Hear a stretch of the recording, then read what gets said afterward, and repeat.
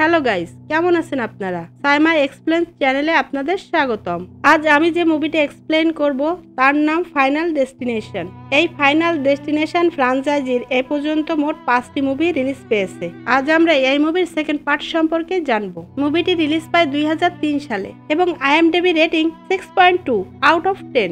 মুভির ফার্স্ট পার্টে দেখানো হয় কার কার মৃত্যু হবে সেটা আগে থেকেই ভিশনের মাধ্যমে দেখানো হয়েছিল। আর আমরা সেকেন্ড পার্টে দেখব যার মৃত্যু যেখানেই লেখা আছে ঠিক সেখানেই গেলেই তখন তার মৃত্যু হবে। এটা থেকে আমাদেরকে একটা মেসেজ দেওয়া হয়, আর সেটা হলো মৃত্যু শুধু নকশা তৈরি করে না, স্থান, সময় এবং কোনটা দ্বারা তার মৃত্যু সংগঠিত হবে সেটাও পূর্বে থেকে মৃত্যু পরিকল্পনা করে রাখে। এজন্য হয়তো বলা হয়ে থাকে যেখানে যার মৃত্যু লেখা আছে সেখানে সে পায়ে হেঁটেই চলে যাবে। যতক্ষণ না সেই পর্যন্ত পৌঁছাবে তত সময় তার মৃত্যু কখনোই হবে না। এটা ঠিক তেমনই একটা মুভি। মুভির শুরুতে টিভিতে একটা টক শো দেখানো হয়। সেখানে থাকা হোস্ট বলে আগামীকাল 1 বছর পূর্ণ হবে ভিলেজ এয়ার ফ্লাইট 108 ক্র্যাশের। আকাশে ওড়ার কিছু সময়ের মধ্যে প্রাকৃতিক দুর্যোগের কারণে প্লেনটি ক্র্যাশ করে। ধারণা করা হচ্ছে প্রাকৃতিক দুর্যোগের কারণেই প্লেনটি ক্র্যাশ করেছে। ওই প্লেনে এমটি আব্রাহাম হাই স্কুলের 40 জন শিক্ষার্থী ছিল। তাদের সঙ্গে ছিল 4 জন শিক্ষক ও শিক্ষিকা। তারা একটা এডুকেশনাল ইভেন্টের জন্য প্যারিস যাচ্ছিল, কিন্তু সেখানে পৌঁছানোর আগেই প্লেনটি ক্র্যাশ করে। সেখানে থাকা গেস্ট বলে এটি ছিল যাত্রীদের জন্য একটা মর্মান্তিক দুর্ঘটনা।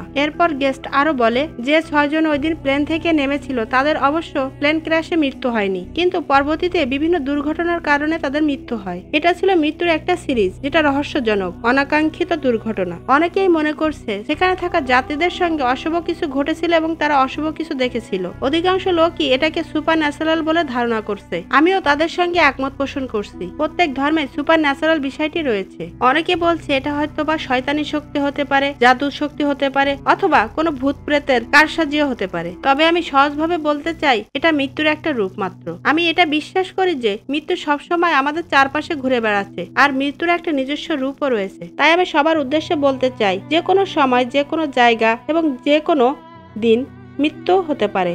এটা সবাইকে বুঝতে হবে, কারণ প্রতিনিয়ত মৃত্যু তার নকশা তৈরি করে চলে। অ্যালেক্স কিন্তু প্লেন থেকে নেমেছিল এবং তার দেখা দেখি অন্যরাও নেমেছিল, আর তারা বেঁচেও গিয়েছিল। অ্যালেক্সের তখন মাথা কাজ করছিল না মৃত্যুর নকশার কারণে, তাই সে অন্যদেরকেও সতর্ক করতে পারেনি। ফলশ্রুতিতে সবার মৃত্যু হয়। যে অনুষ্ঠানটি হোস্ট করছিল সেও গেস্টের সঙ্গে একমত হয়। তখন গেস্ট আবারও বলে যারা বেঁচে ছিল তারাও কিন্তু পরবর্তীতে পর্যায়ক্রমে মারা যায়, আর সেটাও কিন্তু ছিল আরো অদ্ভুত। সর্বোপরি আমি একটা কথাই বলতে চাই, এই সম্পর্কে আমার কোনো ধারণা বা প্রমাণ দুটার কোনোটাই নেই, তাই আমি কোনো মন্তব্য করতে চাই না এবং আমি কোনো ব্যাখ্যাও দিতে পারবো না। যে ঘটনাটা ঘটেছে এবং মানুষ যে ধারণা পোষণ করছে আমিও তাদের সঙ্গে একমত পোষণ করছি। দেখা যায় খাটের উপর একটা মেয়ে শুয়ে ঘুমাচ্ছে, আর এই অনুষ্ঠানটি চলছিল তার রুমে থাকা টিভিতে। মেয়েটির নাম কিম্বার্লি, আর সে হলো এই মুভির প্রধান চরিত্র। হঠাৎ ঘুমের ভিতরে সে শুনতে পায় কেউ যেন তার নাম ধরে ডাকছে। সাথে সাথে তার ঘুম ভেঙে যায় এবং সে চোখ মেলে খুঁজতে থাকে কে তাকে ডাক দিল। সে উঠে বসে টক শোটি দেখতে থাকে। হঠাৎ তার রুমের দরজাটি বন্ধ হয়ে যায়। এটা দেখে সে ভয় পেয়ে যায়। এরপর টিভির স্ক্রিনে ঝিরঝির শুরু হয় এবং একটা সময় টিভির স্ক্রিন পুরোটাই বন্ধ হয়ে যায়। পরদিন সকালে দেখানো হয় কিম্বার্লি ট্যুরে যাচ্ছে তার ফ্রেন্ডদের সাথে। তার বাবা বলে তুমি কি প্রয়োজনীয় জিনিসপত্রগুলো গুছিয়ে নিয়েছো? তখন সে বলে বাবা আমি ডেটন যাচ্ছি, সোমালিয়া না। এরপর তার বাবা আরো বলে বাইরে বের হওয়ার আগে সবকিছু ঠিকঠাক নিয়েছো কিনা সেটা দেখে নেওয়া উচিত। এরপর সেখানে তার বান্ধবী চলে আসে এবং তার বাবাকে উদ্দেশ্য করে বলে আপনার চিন্তার কোনো কারণ নেই, আমি সবসময় তাকে দেখে রাখবো। কিম্বার্লি তার বাবাকে বাই জানিয়ে সেখান থেকে চলে যায়। তার বাবাও তাকে বাই জানিয়ে সেখানে দাঁড়িয়ে থাকে। হঠাৎ সে লক্ষ্য করে নিচে ফুয়েল পড়ে আসে। দেখা যায় কিম্বার্লির সঙ্গে আরো 2টা ফ্রেন্ডও যাচ্ছে। সে তার গাড়ি নিয়ে একটা সাবওয়েতে ওয়েট করছে হাইওয়েতে ওঠার জন্য। ড্রাইভ যেহেতু কিম্বার্লি করছিল তাই সে সামনে থাকা গাড়িতে ধাক্কা দিতে গিয়েছিল। হঠাৎ সে হার্ট ব্রেক করে। এটা নিয়ে মজা করে তার ফ্রেন্ড বলে কি কিম, এই বছর এই প্রথম কি ড্রাইভ করছিস নাকি? তখন সে তার ফ্রেন্ডদেরকে সরি বলে। হঠাৎ করে কিম্বার্লি খেয়াল করে বাইরে একজন বৃদ্ধ মহিলা তার কারের গ্লাসের উপরে হাত রেখেছে আর কেমন যেন রাগী চোখে তার দিকে তাকিয়ে আছে। বৃদ্ধ মহিলাটির হাতে ছিল একটা বস্তা এবং তাতে ছিল কিছু পরিত্যক্ত ড্রিঙ্কসের ক্যান। হঠাৎ সেই ক্যানগুলো রাস্তার উপরে ছড়িয়ে যায়। এরপর বৃদ্ধ মহিলাটি সেগুলো কুড়াতে থাকে। এটা দেখার পরে কিম্বার্লির এক ফ্রেন্ড বলে মহিলাটাকে আমাদের সাহায্য করা উচিত। তখন তার আরেক বন্ধু বলে তুই তো দেখছি খুব ভালো মানুষ, তা তুই যে সাহায্যটা কর। তখন তার অন্য বন্ধুটি বলে তুই কি বাসার কাজে তোর মাকে সাহায্য করিস না? তখন অন্য বন্ধুটি বলে আমার মনে হয় আমার এই পাতার প্যাকেট থেকে তুই অর্ধেক পাতাই খেয়ে ফেলেছিস, যে কারণে তুই এরকম উল্টাপাল্টা কথা বল। তখন অন্যজন বলে ওসব বাদ দে, এবার বল ডেটনে যে আমরা কি কি মজা করব। এরপরে অন্য বন্ধুটি বলে সেখানে যাওয়ার পরে আমরা আখের রস খাবো, ধোঁয়া ওড়াবো এবং আর্মিরা যেসব কার্য কার্যকলাপগুলো করে সেগুলো করব। আর কি করব জানিস? পার্টি করব আর মজা করব। এগুলো নিয়ে তারা চারজন হাসাহাসি করতে থাকে। ইতিমধ্যে তারা হাইওয়েতে চলতে শুরু করেছে। কিম্বার্লি দেখে তাদের পাশ দিয়ে একটা স্কুল ভ্যান যাচ্ছে। তার ভিতরে থাকা স্টুডেন্টসরা চিল্লাপাল্লা এবং আনন্দ করছে। এরপর সে রেডিও অন করে। এরপর সে শুনতে পায় প্লেন ক্র্যাশের 1 বছর হয়ে গেছে আর আজ 8টার সময় তাদের স্মরণে একটা অনুষ্ঠান হবে স্কুল অডিটোরিয়ামে সকাল 8টার সময়। এরপর সে রেডিওর চ্যানেল চেঞ্জ করে এবং একটা গান শুনতে পায়, highway to hell, highway to hell. সে আবারও চ্যানেল চেঞ্জ করে এবং অন্য গান শুনতে থাকে। সেই মুহূর্তে হঠাৎ তার বাবা ফোন করে আর তাকে বলে, তোমার কারে ট্রান্সমিশন ফ্লুইড লিকেজ আছে, তুমি সামনে যে কোনো গ্যারেজ থেকে তোমার গাড়িটা ঠিক করে নিও। কিম্বার্লি তার বাবার কথায় সায় দিয়ে ফোনটা রেখে দেয়। হঠাৎ তার ফ্রেন্ড খেয়াল করে পেছন দিক থেকে হাইওয়ে পুলিশের একটা গাড়ি আসছে। সে কিম্বার্লিকে সতর্ক করে দিয়ে বলে, তুই রাইট ওয়ে দিয়ে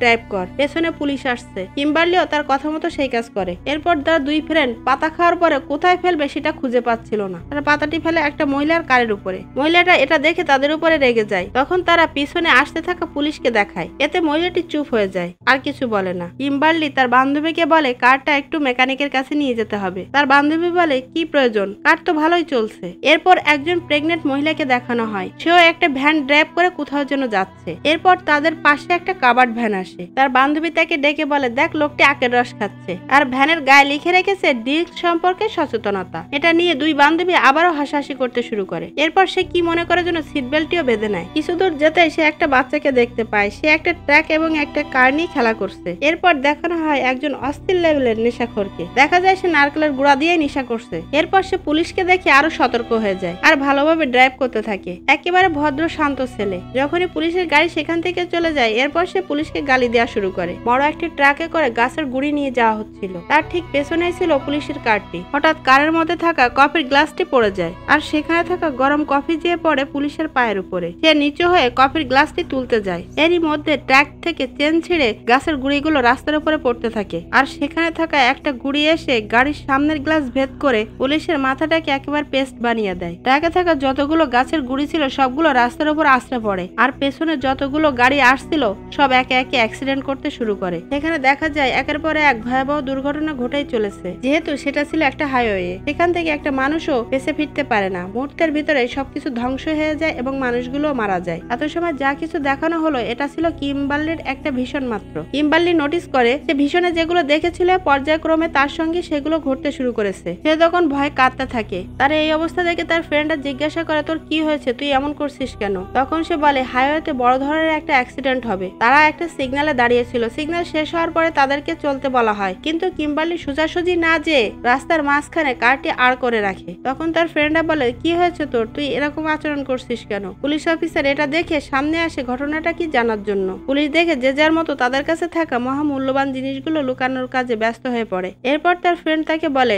তুই এবার আমাকে জেলেই পাঠাবি। এরপর সেখানে পুলিশ অফিসার এসে তাদেরকে জিজ্ঞাসা করে, আপনারা কোথায় যাচ্ছেন? নিশ্চয় ট্যুরে যাচ্ছেন। তখন কিম্বার্লি কাঁদতে কাঁদতে বলে, আমি দেখেছি গাড়ির গুড়ির সঙ্গে অ্যাক্সিডেন্ট করে অনেক মানুষ মারা গিয়েছে। আমি ঠিক যেটাই দেখেছি আমি আপনাকে সেটাই বললাম। তখন পুলিশ অফিসার বলে, আপনি গাড়ি থেকে বাইরে আসেন, আমি দেখতেছি এখন কি করা যায়। এরপরে পেছনে থাকা লোকজনগুলো উত্তেজিত হয়ে পড়ে আর পুলিশ অফিসারকে অনুরোধ করে তাদেরকে যেতে দিতে। কিন্তু পুলিশ অফিসার কারোর যাওয়ার অনুমতি না দিয়ে সেখানে দাঁড়িয়ে তাদেরকে অপেক্ষা করতে বলে। এরই মধ্যে সেই গাছের গুঁড়ি বোঝাই ট্রাকটি সেখানে পৌঁছে যায়। এটা দেখার পরে কিম্বার্লি পুলিশকে বলে, আমি ওটার কথাই বলেছিলাম। সে পুলিশকে ট্রাকটি থামানোর কথা বলে। পুলিশ বলে, এটা তো সম্ভব না। তখন কিম্বার্লি বলে, আপনি কেন আমার কথা বুঝছেন না? এটা যেই অ্যাক্সিডেন্টটা ঘটাবে। আর দেখা যায় সেই ট্রাকটি যেই অ্যাক্সিডেন্টটা ঘটায়। এটা দেখার পরে সবাই ভয় পেয়ে যায়। পুলিশ অফিসার যে সেখানে রেস্কিউ টিম পাঠাতে বলে। পুলিশ অফিসার কথা শেষ করে দেখে বেপরোয়া গতিতে একটা ট্রাক আসছে। সে পেছন থেকে দৌড়ে এসে কিম্বার্লিকে নিয়ে ছিটকে যেয়ে পড়ে। চোখের সামনে কিম্বার্লির কারটি মুহূর্তের মধ্যে চূর্ণ বিচূর্ণ হয়ে যায়। তার 3 ফ্রেন্ডও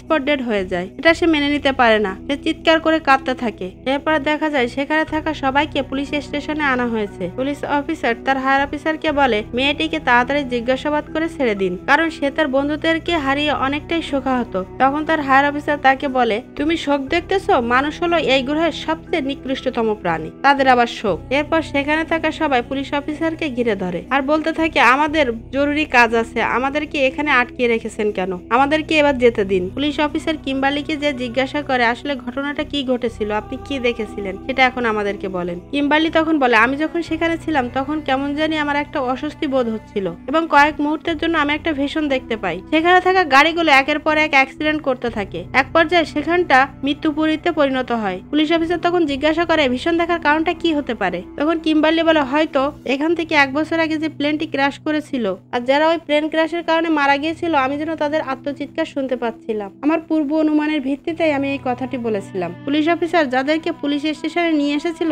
তারা একের পরে এক বিভিন্ন অজুহাত দেখাতে থাকে, কারণ তারা এখান থেকে চলে যেতে চায়। তাদের কথা শুনে এটা বোঝা যায় যে সাধারণ জনগণ পুলিশের কোনো ঝামেলায় জড়াতে চায় না, তারা সবসময় পুলিশকে অ্যাভয়েড করে চলতে চায়। পুলিশ অফিসার জানায় প্লেন দুর্ঘটনায় এখনো একজন বেঁচে আছে আর সে বর্তমানে স্টোনি ব্রুক ইনস্টিটিউশনে আছে। সবাই চলে যাওয়ার পরপরই সেখানে কিম্বার্লির বাবাও চলে আসে আর মেয়েকে ধরে অঝরে কাঁদতে থাকে। কিম্বার্লিও তার বাবাকে জড়িয়ে ধরে কাঁদতে থাকে। কিম্বার্লির বাবা যখন তাকে নিয়ে চলে যাচ্ছিল তখন সে পুলিশ অফিসারের দিকে এক দৃষ্টিতে তাকিয়ে থাকে। পুলিশ অফিসারও বিষয়টা খেয়াল করে এবং মনে মনে ভাবে কিম্বার্লি হয়তো তাকে পছন্দ করে, কিন্তু কিম্বার্লির মনে ছিল অন্য কিছু। সে ভীষণে প্রথমে পুলিশ অফিসারের গাড়িটি অ্যাক্সিডেন্ট হতে দেখেছিল আর এই কারণে সে পুলিশ অফিসারের দিকে এক দৃষ্টিতে তাকিয়েছিল। বাড়ি ফেরার পরে কিম্বার্লি কোনো কথাই বলছিল না। তখন তার বাবা জিজ্ঞাসা করে কি হয়েছে তোমার, তুমি কোনো কথাই বলছো না কেন? আমি আমার অনুভূতিটা তোমাকে বোঝাতে পারবো না বাবা, এটা ছিল একটা ভয়ঙ্কর অনুভূতি। এটাকে তুমি ভীষণ বা পূর্ব অনুমানও বলতে পারো। আমার ভিতরে এখনো ভয় কাজ করছে আর আমার মনে হচ্ছে এটা রেশ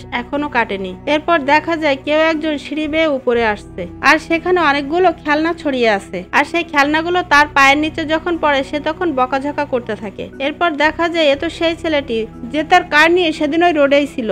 আজ সে অনেক কিছু শপিং করে বাসায় ফিরেছে। এরপর সে জানালাগুলো খুলে দেয় আর টেবিলের উপরে থাকা নুডলস গুলো সে ছুঁড়ে রাস্তায় ফেলে দেয়। এরপর সে আবারও নতুন করে খাবার তৈরি করতে থাকে। সে ফ্রিজ থেকে একটা প্যাকেট বের করে ফ্রিজের পাশেই রাখে আর ফ্রিজের গায়ে লেগে থাকা অক্ষরগুলো একটা ছাড়িয়ে সেই খাবারের মধ্যে পড়ে, কিন্তু এটা সে খেয়াল না করে ওভেনের ভিতরে রাখে খাবার গরম করার জন্য। হঠাৎ বাইরে থেকে একটা বাতাস আসে আর সেও চমকে ওঠে আশপাশ দেখতে থাকে, কিন্তু সে কিছুই দেখতে পায় না। তারপর যথারীতি সে আবারও কাজ করতে শুরু করে। এরপর সে ল্যান্ডলাইনে তার গার্লফ্রেন্ডকে ফোন করে। তখন তার গার্লফ্রেন্ড তাকে বলে আমি দুঃখিত, আমি তোমাকে ফোন করতে পারিনি। আমি শুনেছি যে তুমি লটারি জিতেছো, তার জন্য তোমাকে অভিনন্দন। তার গার্লফ্রেন্ড যখন কথাগুলো বলছিল তখন সে তার কিনে আনা ঘড়িটি হাতে পরে দেখে যে তাকে কেমন লাগছে। এরপর সে যখন তার কিনে আনা আংটিটি হাতে পড়তে যাবে হঠাৎ করে পিছনে ব্লাস্টের শব্দ হয়। সে পিছনে তাকিয়ে দেখে ওভেনের ভিতরে ব্লাস্ট শুরু হয়ে গেছে আর তার হাতে থাকা আংটিটি বেসিনের পাইপের ভিতরে যেয়ে পড়ে। সে যখন বেসিনের পাইপ থেকে আংটিটি তোলার চেষ্টা করে তখন সেখানে তার হাত আটকে যায়। সে বিভিন্নভাবে চেষ্টা করতে থাকে তার হাতটা বাইরে বের করার জন্য। এদিকে গ্যাসের উপরে থাকা খাবারগুলো পুড়তে থাকে এবং এক পর্যায়ে সেখানে আগুন লেগে যায় এবং ফায়ার অ্যালার্ম বাজতে থাকে। সে আগুন নেভানোর চেষ্টা করে কিন্তু পারে না। এরপর সে একটা ন্যাপকিন দিয়ে ফ্রাই প্যানটা নিচে ফেলে দেয়। এরপর নিচেও আগুন ছড়িয়ে পড়ে। সে যে তার ফ্রেন্ডদের কাছে ফোন করেছিল একের পর এক তারা সবাই কথা বলতে থাকে আর তাকে উইশ করে বলে সে একজন লাকি পার্সন, যেহেতু সে লটারিতে অনেকগুলো টাকা পেয়েছে। কিন্তু তারা তো দেখতে পাচ্ছে না যে লাকি পার্সনের এখানে আগুন জ্বলছে। সে আগুন নেভানোর চেষ্টা করে কিন্তু সে ব্যর্থ হয়। কোনো উপায় না দেখে সে যখন বাইরে বের হতে যাবে তখন জানলাগুলো এমনিতেই বন্ধ হয়ে যায়। এরপর সে জানলার গ্লাস ভেঙে বাইরে সিঁড়িতে আসে। তখনই তার রুমে বড় ধরনের একটা ব্লাস্ট হয়। সে তখন ভাবে ব্লাস্ট হলেও সে তো বেঁচে আছে। এরপরে সে নিচে নামার চেষ্টা করে কিন্তু হতভাগা সেটা কাজই করছিল না, যেহেতু সেটা ছিল লোহার তাই জ্যাম হয়ে গিয়েছিল। এরপরে সে কোনো রকমে লাফ দিয়ে নিচে আসে, কিন্তু ভাগ্যের কি নির্মম পরিহাস, কিছুক্ষণ আগে ফেলে দেওয়া নুডলসে সে পা পিছলে নিচে পড়ে যায়। আর যে সিঁড়িটা নিচে নামছিল না এবার সে সিঁড়িটা সোজাসুজি এসে তার চোখের উপরে পড়ে আর সেখানে তার স্পট ডেড হয়। পুলিশ অফিসার সার্চ করে প্লেন ক্র্যাশ থেকে যারা বেঁচে গিয়েছিল তাদের পরবর্তীতে কিভাবে মৃত্যু হয়েছিল। এরপর সেদিন যারা অ্যাক্সিডেন্ট থেকে বেঁচে গিয়েছিল তাদের প্রত্যেককে দেখানো হয়। তারা সবাই টিভিতে নিউজ দেখছিল আর নিউজে বলা হচ্ছিল যে 18 জন লোক সেদিন মারা যায়। সেখানে সিসি ক্যামেরার ফুটেজও দেখানো হয়, দেখা যায় কিভাবে পুলিশ অফিসার কিম্বার্লিকে বাঁচিয়েছিল। নিউজে আরো বলা হয় আজ ইভেন লুয়েস নামে একজন মারা গেছে আর কয়েকদিন হলো সে বড় ধরনের একটা লটারি জিতেছে। নিউজে বলা হয় তার ভয়াবহ মৃত্যু হয়েছে। মৃত্যুর কারণ হিসেবে বলা হয় তার চোখের ভেতরে লোহার মই ঢুকে গিয়েছিল। এরপরে সেদিনের দুর্ঘটনা থেকে বেঁচে যাওয়া মা এবং ছেলেকে দেখানো হয়। মা তার ছেলের জন্য মেডিসিন নিয়ে আসে। এটা ছিল মূলত দাঁতে ব্যথার মেডিসিন। মা তার ছেলেকে বলে তুমি এখন মেডিসিনটি খেয়ে ঘুমাও, আগামীকাল আমরা ডেন্টিস্টের কাছে যাব। রাতে যখন কিম্বার্লি ঘুমাচ্ছিল তখন আবারও তার অস্বস্তিবোধ হয়। সে উঠে বসে। বাইরে তখন বৃষ্টি হচ্ছিল। সে মেঝেতে দুইটা কঙ্কালের হাত দেখতে পায়, কিন্তু ভালো করে তাকিয়ে দেখে সেগুলো ছিল গাছের ডাল। এরপর সে ক্লেয়ারের সম্পর্কে সার্চ করে। একমাত্র ক্লেয়ারই এখনো বেঁচে আছে। পরের দিন কিম্বার্লি ক্লেয়ারের কাছে যায়। এটা ছিল একটা মানসিক হাসপাতাল। দেখা যায় একজন নার্স কিম্বার্লিকে নিয়ে ক্লেয়ারের কাছে যাচ্ছে। কিম্বার্লিকে নিয়ে যাওয়ার সময় নার্স বলে এখানের কিছু নিয়ম কানুন আছে, সেগুলো তোমাকে অবশ্যই মানতে হবে। কোনো পেশেন্টের সঙ্গে দেখা করতে চাইলে এই জিনিসগুলো তোমার কাছে থাকলে তুমি দেখা করতে পারবে না। তখন কিম্বার্লি জিজ্ঞাসা করে কোন জিনিস। নার্স তখন একে একে বলতে শুরু করে, nail cutter, pencil, pen, safety pin, body pin, necklace, match, lighter, belt, row, earring, hair clip, glasses, shoes, metal sticker, paper clip, watch, money clip, pocket knife, food, drinks, key, cellphone, poison, pill, medication. এরপর nurse আরো বলে, দেখি তোমার হাতে নখ আছে কিনা। কিন্তু কিম্বার্লির হাতে কোনো নখ ছিল না। নার্স বলে, ঠিক আছে, এবার তুমি তার সঙ্গে দেখা করতে পারবে। কিম্বার্লি ভয়ে ভয়ে নার্সের কাছে জিজ্ঞাসা করে, সে কোনো প্রকার আক্রমণ করবে না তো আমার উপর? নার্স তখন তাকে সাহস দিয়ে বলে, না, সে তোমার মতো নরম ভদ্র একজন মেয়ে। তার চোখের সামনে ঘটে যাওয়া দুর্ঘটনাগুলোর কারণে সে মেন্টালি আপসেট হয়ে এই হাসপাতালে অ্যাডমিট হয়ে আছে। তার ধারণা সে যদি এখানে থাকে তাহলে মৃত্যু তার কাছে পৌঁছাতে পারবে না। ক্লেয়ারের রুমের দরজা খুলে দেওয়া হয় এবং কিম্বার্লি ভিতরে আসে। রুমের ভিতরে ঢুকে সে দেখতে পায় দেয়ালে কিছু নিউজ পেপারের কাটিং এবং কিছু ছবি ঝোলানো আছে। ক্লেয়ার কিম্বার্লিকে বলে, ওখানে দাঁড়িয়েই কথা বলো। ক্লেয়ার বলে, এখানে স্টাফ আমাকে বললো তুমি নাকি রুট 23 সম্পর্কে আমার কাছে কিছু জানতে এসেছো, কিন্তু ঘটনাটা যে আমি কিভাবে বর্ণনা করব সেটাই বুঝতে পারছি না। কিম্বার্লি তখন বলে, সেদিন সেই অ্যাক্সিডেন্টের আগে আমি একটা ভিশন দেখেছিলাম, যে কারণে কিছু লোকের জীবন আমার কারণে বেঁচে গিয়েছিল। ক্লেয়ার বলে, তাহলে এখন কি ভাবছো, যে তুমি মারা যাবে? তাদের জীবন বাঁচিয়ে তুমি একটা ভালো কাজ করেছো। রিয়েলি তুমি একজন লাকি পার্সন। তুমি যদি মরতে না চাও তাহলে তুমি আমার সঙ্গে এখানে থাকতে পারো। আর কিছু বলবে? কিম্বার্লি তখন বলে, দুর্ঘটনায় যারা বেঁচে গিয়েছিল তাদের মধ্য থেকে একজন গতকাল অ্যাক্সিডেন্টে মারা গিয়েছে, আর অন্যরাও হয়তো বিপজ্জনক অবস্থার মধ্যে আছে। ক্লেয়ার তখন বলে, তুমি একটা লিস্ট তৈরি করে তোমার কাছে রাখো। কিম্বার্লি জানতে চায় কিসের লিস্ট? ক্লেয়ার উত্তর দেয়, ডেথ লিস্ট। ক্লেয়ার আরো বলে, যারা প্লেন ক্র্যাশে মারা যায়নি তারা কিন্তু পরে মারা গিয়েছিল। ক্লেয়ার আরো বলে, তোমাকে মনে রাখতে হবে মৃত্যু কিন্তু তার একটা নিজস্ব নকশা তৈরি করে চলে। কিম্বার্লি তখন ক্লেয়ারকে বলে, ভীষণে তো আমি দেখেছিলাম আমার বন্ধুদের আগে আমিই মারা গিয়েছি, কিন্তু এখন তো দেখছি উল্টোটা। কিন্তু সেটা ঘটেনি, তারা আমার আগেই মারা গিয়েছে। আর আমার মৃত্যুটা কিভাবে হবে এটা আমি তোমার কাছে জানতে চাই। আমি সেদিন অফিসার ব্রুকের কারণেই বেঁচে গিয়েছি, আর সে তোমার কাছে আমাকে পাঠিয়েছে। তখন ক্লেয়ার বলে, অ্যালেক্স তো একই প্রশ্ন আমার কাছে করেছিল। অ্যালেক্স তো ভীষণে দেখেছিল তার মৃত্যু আগে হয়েছে, কিন্তু বাস্তবে সেটা হয়নি। আমি তোমাকে একটা সাজেশন দিতে পারি, অন্যদের কথা চিন্তা না করে তুমি কি করে বাঁচবে সেটা চিন্তা করো। কিম্বার্লি তখন বলে, তোমার মতো স্বার্থপর মানুষ তো আমি দেখিনি। তুমি নিজে এখানে লুকিয়ে আছো মৃত্যুর ভয়ে, যাতে মৃত্যু তোমার কাছে পৌঁছাতে না পারে। আমাদের প্রত্যেকেরই উচিত অন্যকে সাহায্য করা, আর তোমাকে দেখে আমার জীবন্ত লাশ ছাড়া আর কিছুই মনে হচ্ছে না। এরপর কিম্বার্লি রেগে সেখান থেকে চলে যায়। পুলিশ অফিসার কিম্বার্লির জন্য তার বাড়ির সামনে অপেক্ষা করছিল। সেই মুহূর্তে কিম্বার্লিও সেখানে এসে পৌঁছায়। পুলিশ অফিসার কিম্বার্লিকে বলে, শেষ রাতে আমি তোমার কাছে ফোন করেছিলাম, কিন্তু তোমার বাবা ফোন রিসিভ করে বলল তুমি নাকি ঘুমাচ্ছ। পুলিশ অফিসার বলে, ইভিন লুইস মারা গেছে। কিম্বার্লি বলে, হ্যাঁ আমি জানি। পুলিশ অফিসার তখন বলে, ওই দিন রোডে যারা ছিল তাদের সবাইকে আমি কল করেছি, আমার অ্যাপার্টমেন্টে একটা মিটিং করবো বলে সবাইকে আসতে বলেছি। কিম্বার্লি তখন পুলিশ অফিসারকে বলে, আপনি কি বিশ্বাস করেন যে কোনো জিনিসের দ্বারা মৃত্যু হতে পারে? তারা যখন এগুলো নিয়ে কথা বলছিল হঠাৎ করে কোথা থেকে এক ঝাঁক কবুতর এসে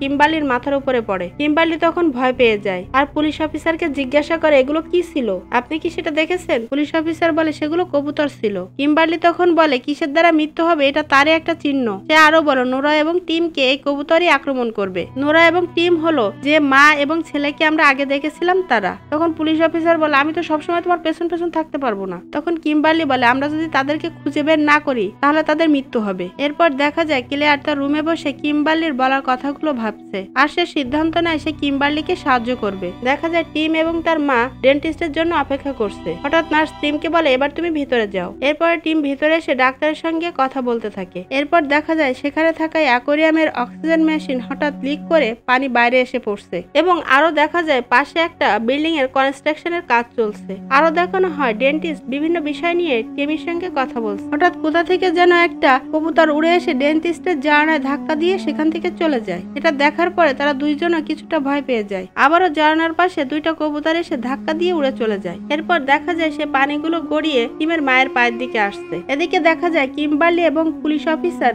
টিম এবং তার মাকে খুঁজতে বেরিয়ে পড়েছে, আর সেখানে থাকা একটা কবুতর জানালার গ্লাস ভেঙে ভিতরে এসে ঢুকে পড়েছে। এটা নিয়ে সেখানে হইচই বেঁধে গেছে। ডাক্তারও কি হয়েছে সেটা দেখার জন্য রুম থেকে বাইরে বেরিয়ে এসেছে। একটু পর দেখা যায় সেখানে পানির কারণে শর্ট সার্কিট শুরু হয়ে গেছে। ডাক্তারের রুমে ঝুলানো শোপিস একটা এসে টিমের মুখের মধ্যে ঢুকে যায়। এতে করে টিমের শ্বাস বন্ধ হয়ে আসতে থাকে। হঠাৎ একজন নার্স এসে তার মুখ থেকে সেটা বের করে। বুঝলাম না বিদেশের ডাক্তারদের রেসপন্সিবিলিটি কেমন, পেশেন্টকে শুয়ে রেখে বাইরে গেছে কি ঘটনা ঘটেছে সেটা দেখার জন্য। এরপর টিম এবং তার মা রাস্তায় বেরিয়ে আসে। পুলিশ অফিসার এবং কিম্বার্লি দূর থেকে পিজন পিজন বলে চিৎকার করে দৌড়াতে থাকে, কিন্তু মা এবং ছেলে তাদের কোনো কথাই বুঝতে পারে না। টিম এতগুলো কবুতর দেখে আনন্দে দৌড়ে তাদের কাছে যায়, আর সেখান থেকে একটা কবুতর উড়ে যেয়ে ক্রেন অপারেটরের মুখের উপরে পড়ে। এরপর ক্রেনের সুইচে হাত লেগে উপরে যে গ্লাসগুলো তুলছিল সেইগুলো উপরে না যে টিমের মাথার উপরে এসে পড়ে, আর টিমের স্পট ডেথ হয়। টিমের মা অঝরে কাঁদতে থাকে, আর অ্যাম্বুলেন্স এসে টিমের লাশ নিয়ে যায়। পুলিশ অফিসার কিম্বার্লিকে এসে বলে নোরাকে ডাকলাম, কিন্তু সে তার ছেলেকে ছেড়ে এখানে আসতে চাচ্ছে না। কিম্বার্লি পুলিশ অফিসারকে বলে এরপরে নোরা মরবে না। পুলিশ অফিসার তখন বলে তাকে আমাদের নিরাপদে রাখা উচিত। পুলিশ অফিসার কিম্বার্লিকে তার কারে করে বাসার সামনে নিয়ে আসে। কিম্বার্লি তখন পুলিশ অফিসারকে বলে এদের মৃত্যু দেখে সত্যি আমার অনেক ভয় করছে।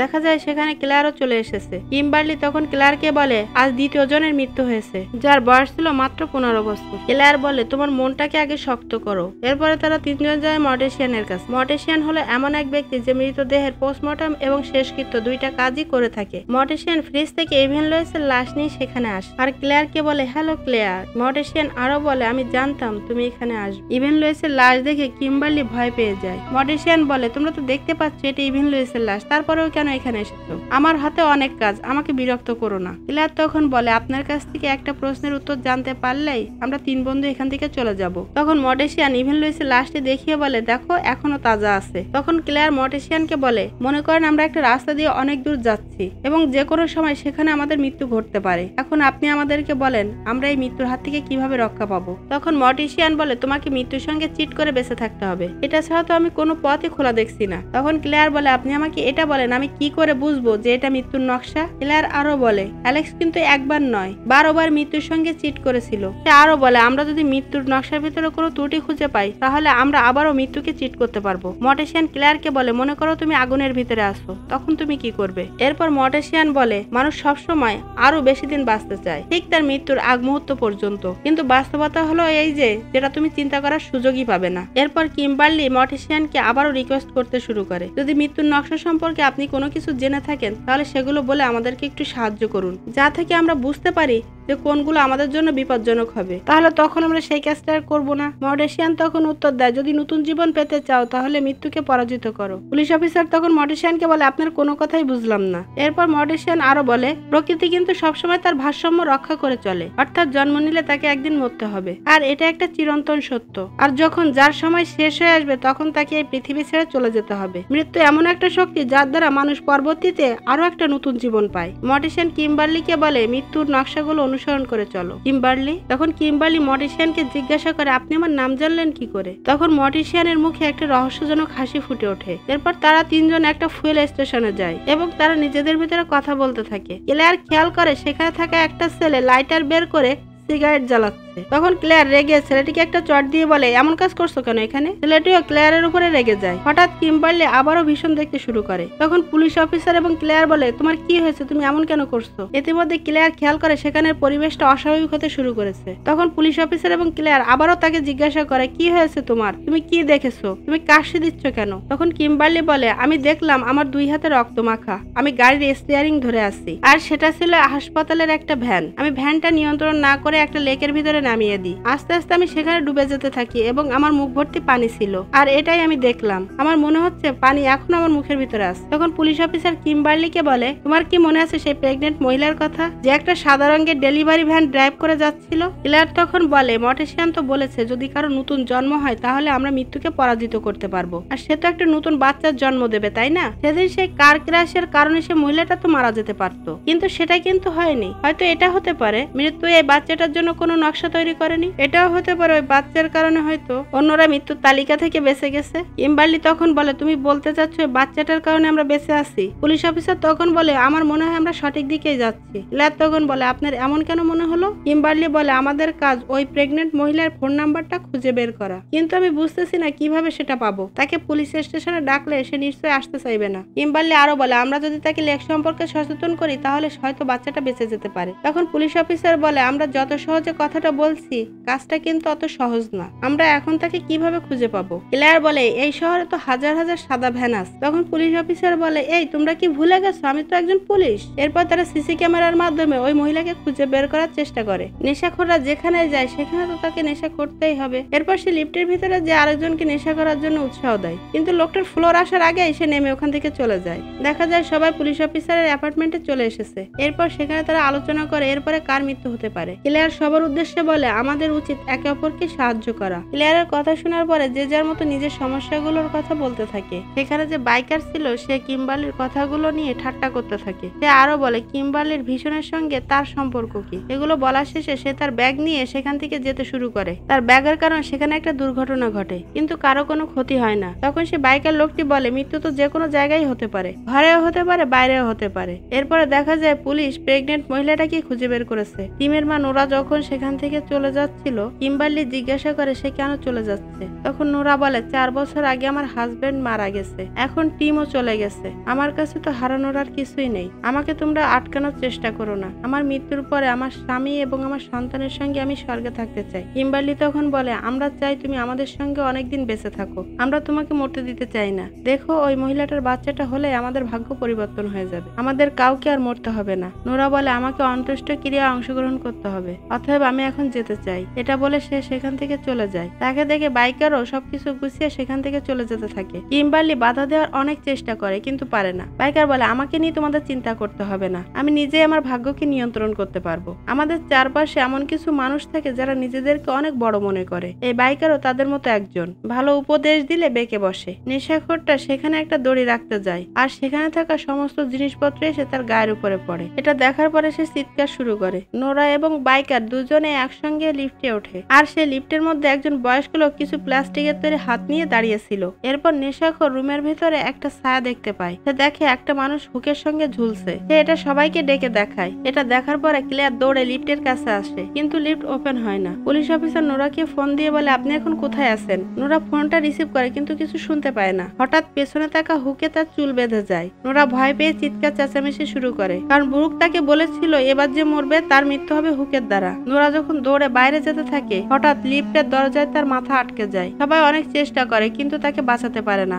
এটা দেখার পরে সেখানে থাকা সবাই ভীষণ ভয় পেয়ে যায়। বাইকার আবারও চিৎকার করতে করতে পুলিশ অফিসারের অ্যাপার্টমেন্টে চলে আসে, আর পুলিশ অফিসারের গানটাও নিয়ে নেয়। পুলিশ অফিসার বলে, তুমি শান্ত হও, আমি ব্যাপারটা দেখছি। কিন্তু সে কারো কথাই শোনে না। সে নিজের মাথায় বারবার শুট করতে থাকে। এটা দেখে পুলিশ অফিসারও ভয় পেয়ে যায়। কিম্বার্লি পুলিশ অফিসারের কাছে জিজ্ঞাসা করে, এটা কি লোড করা ছিল না? তখন পুলিশ অফিসার বলে, এখানে 6 রাউন্ড গুলি আছে। সেখানে থাকা প্রত্যেকে অবাক হয় এমন ঘটনা দেখে। এখানেই আসে মুভির আসল টুইস্ট। মৃত্যু শুধু আত্মা নিয়ে যাওয়ার নকশা তৈরি করে না, এই নকশার ভিতরে আরো কিছু থাকে, যেমন কোন সময় তার মৃত্যু হবে, কোন স্থানে তার মৃত্যু হবে, এবং কোন জিনিসের দ্বারা তার মৃত্যু হবে। এগুলো থাকে মৃত্যুর নকশার ভিতরে। সুতরাং চাইলেই মৃত্যুকে ধোকা দেওয়া যাবে না। মৃত্যু তার নকশা পরিবর্তন করে আবারও আসবে। এত সময় যারা মৃত্যুকে নিয়ে ঠাট্টা করছিল, এবার তাদের বিশ্বাস হতে শুরু করেছে যে মৃত্যু তাদেরকে তাড়া করছে। এখন তারাই বলছে, আমাদের উচিত প্রেগনেন্ট ওই মহিলাকে খুঁজে বের করা। তারা একটা কার নিয়ে বেরিয়ে পড়ে খোঁজার জন্য। কারে যেতে যেতে পুলিশ অফিসার বলে, প্রেগনেন্ট ওই মহিলা নিরাপদেই আছে। কিম্বার্লি তখন জিজ্ঞাসা করে, আপনি কি করে জানলেন? তখন পুলিশ অফিসার বলে, আমি জানি সে এখন পুলিশ হেফাজতে আছে। এরপর প্রেগনেন্ট ওই মহিলাকে দেখানো হয়। তখন ওই মহিলা বলে, কোন অপরাধে আপনারা আমাকে আটকে রেখেছেন?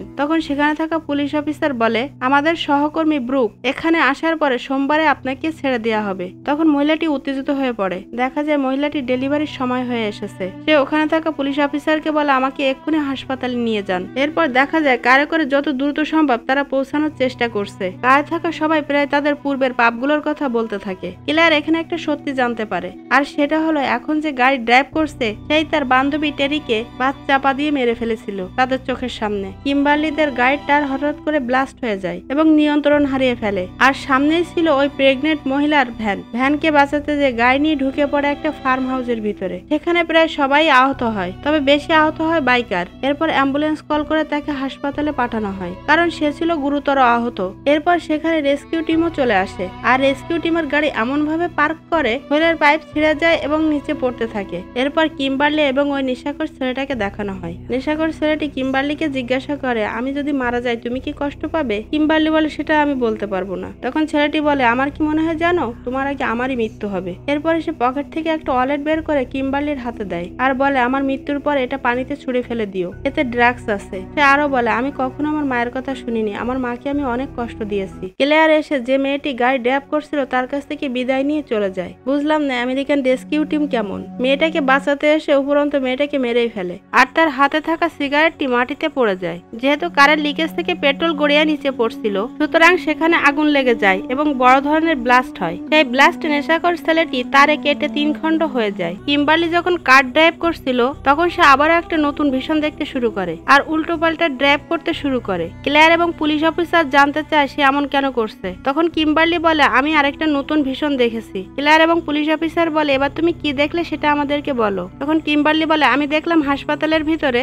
লোকজন অনেক চিৎকার চেঁচামেচি করছে আর একজন নার্সকে দেখলাম সে আমাকে মেরে ফেলার চেষ্টা করছে। আমি তার নামটা দেখেছি তবে মনে করতে পারছি না। তখন তারা বলে, মনে করার চেষ্টা করো। কিম্বার্লি তখন বলে, হ্যাঁ এবার মনে পড়েছে, তার নাম হলো কালার জিয়ান। এরপর দেখা যায় সে প্রেগনেন্ট মহিলা অনেক চিৎকার চেঁচামেচি করছে আর ডাক্তাররা বলছে তাকে শান্ত থাকতে। নার্স ওই প্রেগনেন্ট মহিলাকে বলে, আপনার বাচ্চা উল্টা হয়ে আছে, এটা বড় একটা রিস্কের ব্যাপার, সমস্যা যেন তাদের পিছুই ছাড়ছে না। এরপর সে বাইকারকে দেখানো হয় যে বেডে শুয়ে আছে। তার রুমে থাকা টিভিতে সে নিউজ দেখতে থাকে। নিউজে তার 2 জন সঙ্গীর মৃত্যুর কথা বলা হয়। হঠাৎ তার রুমের দরজা বন্ধ হয়ে যায়, বেডের চাকাগুলো নড়াচড়া করতে শুরু করে, ভেন্টিলেশনও বন্ধ হয়ে যায় আর অক্সিজেনের পাইপটাও খুলে যায়। এরপর দেখা যায় তারা 3 জনই হাসপাতালে পৌঁছে গেছে আর ওই প্রেগনেন্ট মহিলাকে বিভিন্ন রুমে খুঁজে চলেছে। একসময় তারা ওই প্রেগনেন্ট মহিলাকে খুঁজে পায়। এরপর তারা দেখতে পায় ওই মহিলার একটা কিউট বেবি হয়েছে। এটা দেখে পুলিশ অফিসার এবং কিম্বার্লি ভীষণ খুশি হয়। তাদের এই খুশি দেখে মহিলাটি বলে, কারা এরা, কোত্থেকে এলো এরা? পুলিশ অফিসার এবং কিম্বার্লি নিউজটা ক্লেয়ারকে জানায়। তখন তারা 3 জনই খুব খুশি হয়। ক্লেয়ার বলে, চলো এবার আমরা বাইকারকে দেখে আসি সে কেমন আছে। সেই মুহূর্তে কিম্বার্লি আবারও ভীষণ দেখতে শুরু করে। ক্লেয়ার বাইকারকে খুঁজতে খুঁজতে আগে চলে যায়। পুলিশ অফিসার এবং কিম্বার্লি পিছনেই থেকে যায়। ক্লেয়ার বাইকারকে দেখে অনেক খুশি হয়। এরপর সে যখন রুমের দরজা খুলে ভিতরে ঢোকে তখন সেখানে বড় ধরনের একটা ব্লাস্ট হয়। আগেই যেহেতু অক্সিজেনের সিলিন্ডারের মুখ থেকে পাইপটি ছাড়িয়ে গিয়েছিল আর সেই গ্যাস সমস্ত রুমের ভিতরে ছড়িয়ে পড়ে। আর ক্লেয়ার যখন রুমের দরজাটি খুলেছিল তখন দরজায় বেঁধে সেখানে থাকা একটা প্লাগ ছাড়িয়ে যায় আর সেখানে শর্ট সার্কিট হয়। ব্লাস্টে বাইকার এবং ক্লেয়ার 2 জনেই মারা যায়। পুলিশ অফিসার এবং কিম্বার্লি অল্প আহত হয়। যেহেতু কিম্বার্লি তার হাতে রক্ত দেখেছিল তাই সে ভয় পেয়ে যায় আর পুলিশ অফিসারের কাছ থেকে বিদায় নিয়ে সেখান থেকে বেরিয়ে পড়ে। এরপরে সে বাইরে থেকে অ্যাম্বুলেন্সে উঠে ড্রাইভ করতে শুরু করে আর সোজা অ্যাম্বুলেন্স নিয়ে লেকে ঝাঁপ দেয়। পুলিশ অফিসারও তার পিছন পেছনে এসে লেকে ঝাঁপ দিয়ে তাকে বাঁচানোর চেষ্টা করে। অবশেষে পুলিশ অফিসার কিম্বার্লিকে উদ্ধার করতে পারে। এরপর দেখা যায় কালার জিয়ানি তার শ্বাস প্রশ্বাস ফিরিয়ে আনার চেষ্টা করছে। এরপর যখন তার জ্ঞান ফেরে সে পুলিশ অফিসারকে তার মাথার কাছে দেখতে পায়। তখন পুলিশ অফিসার তার মাথায় হাত বুলিয়ে দিয়ে বলে, আমরা মৃত্যুকে জয় করতে পেরেছি। এই মুভিতে বোঝানো হয়েছে যে মৃত্যুর হাত থেকে কেউই রক্ষা পাবে না, ভাগ্যে যা লেখা আছে সেটা অবশ্যই ঘটবে আর যার মৃত্যু যেখানে লেখা আছে সেখানে তাকে অবশ্যই যেতে হবে। যতক্ষণ না সে সেই জায়গায় যাবে ততক্ষণ তার মৃত্যু হবে না। অর্থাৎ আমরা এটা বলতে পারি স্থান, সময় এবং কি দ্বারা আমাদের মৃত্যু হবে তা পূর্বে থেকে আমাদের ভাগ্যে নির্ধারিত থাকে। যেমন মর্ডেশিয়ান ক্লেয়ারকে একটা হিন্টস দিয়েছিল, যদি তুমি আগুনের ভিতরে পড়ে যাও তখন তুমি কি করবে, আর ক্লেয়ার কিন্তু আগুনেই মরেছিল। So that's all for today. আশা করি ভিডিওটি আপনাদের ভালো লেগেছে। আর ভালো লেগে থাকলে ভিডিওটিতে একটি লাইক দিবেন এবং কমেন্ট করবেন। আর এরকম ইন্টারেস্টিং মুভির এক্সপ্লেন পেতে আমার চ্যানেলটিকে সাবস্ক্রাইব করে রাখতে পারেন। আল্লাহ হাফেজ।